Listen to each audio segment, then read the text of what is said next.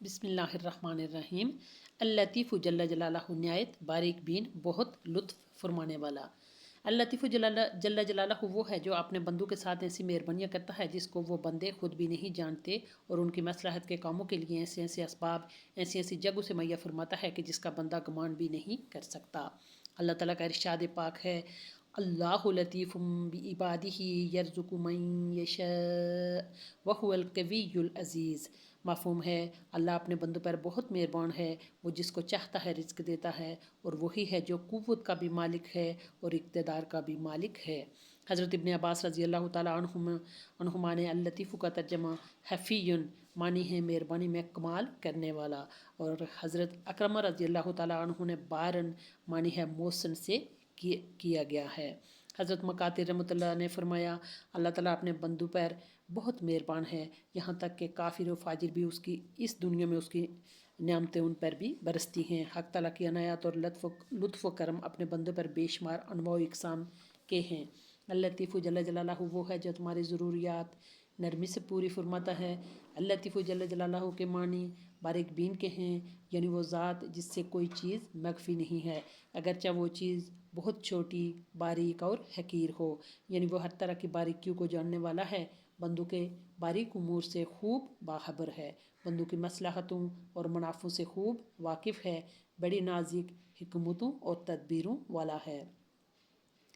امام غزالی رحمۃ اللہ فرماتے ہیں، اس اسم کے لائق وہ ذات ہے جو مصلحتوں کی باریک باریک باتیں جانے اور ان کو ان کے مستحق کی طرف سختی سے نہیں بلکہ نرمی سے پہنچائے۔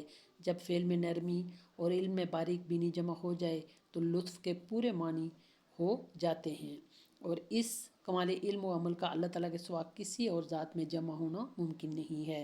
اللہ تعالیٰ کا باریک اور دقیق باتوں پر جس قدر احاطہ ہے اس کی تفصیل بیان نہیں ہو سکتی، بلکہ ہر مخفی بات اس کے علم میں ویسی ہی ظاہر ہے جیسے ہر ظاہر بات ہے، اور ان میں کوئی بھی فرق نہیں ہے۔ افعال میں اس کی نرمی اور مہربانی شمار میں نہیں آ سکتی۔ قرآن مجید میں اللہ تعالیٰ نے حضرت یوسف علیہ السلام کا قول نقل فرمایا ہے، ان ربی لطیف لما یشاء۔ حقیقت یہ ہے کہ میرا رب جو کچھ چاہتا ہے اس کے لیے بڑی لطیف تدبیریں کرتا ہے، یعنی ہر امر کی تدبیر لطیف کر دینے والا، مخلوق کی نظر سے مخفی اور فہم سے بالا تر تدبیر کرنے والا۔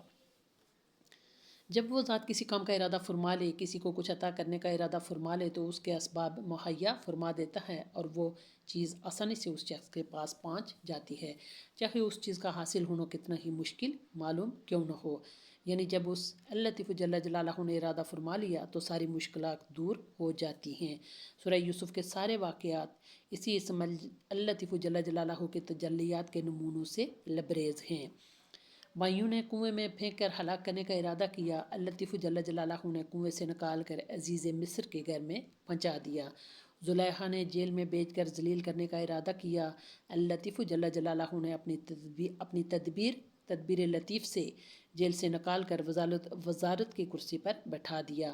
بھائیوں نے بیٹے کو باپ سے جدا کرنے کا ارادہ کیا، اس اللطیف جل جلالہ نے سارے خاندان کو ایک ساتھ اکٹھا فرما دیا۔